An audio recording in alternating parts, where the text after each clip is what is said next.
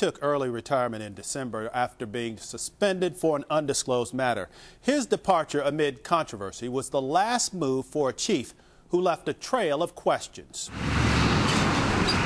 Mid-Hill created its own police department with the idea that they could protect their own community better and cheaper than leaving it up to the Charlotte-Mecklenburg Police Department. But several former officers who didn't want to be identified questioned the man who was put in charge and his turning a deaf ear to their complaints. There is good officers there, but they don't call the shots. We have the kitchen area back here for breaks. We first met the man calling the shots back in 2003, the department's first and only chief.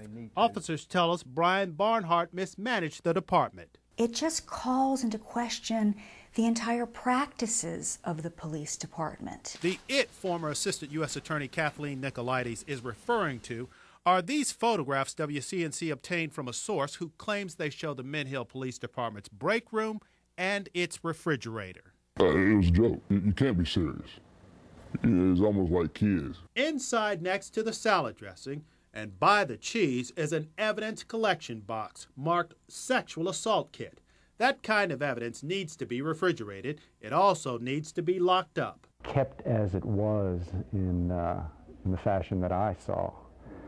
I'm not convinced I could get it by a judge. Scott Broyles was a former assistant U.S. attorney here in the Western District. If it were the key piece of evidence, it could undermine the case altogether. Any and everybody, the public had access to the refrigerator. I mean, you could walk back down that hallway if you wanted to and open the refrigerator up. And it may be that it was never tampered with at all. But what happens if the ranch dressing spills on the evidence?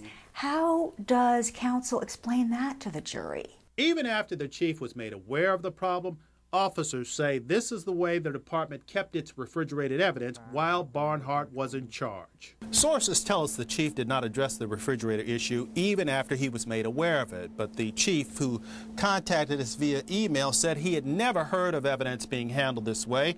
In fact, he says the department had another refrigerator in the evidence room. The town manager could not offer us any proof of that.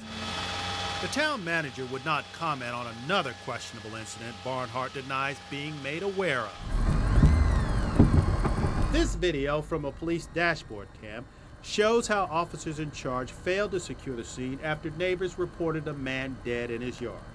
Notice no crime tape. A man even runs through the yard without being questioned. Theirs is not to assume.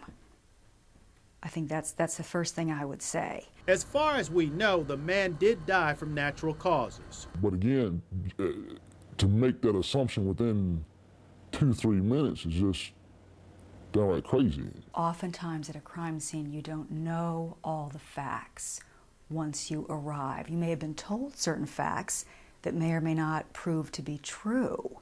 But by treating that scene with integrity and assuming there might be more to it, you're saving yourself. You're protecting your evidence. Barnhart says he rarely went to crime scenes and said it was the detective's responsibility. Sources tell us practices like this continue, even though Barnhart is no longer with the department. But Barnhart's questionable actions don't stop there. Town officials admit to paying him for more than just being police chief. According to the Secretary of State, he incorporated truth verification services in March of 2006, a polygraph or lie detector company. We don't know how successful he was, but we do know that one of his clients was the town.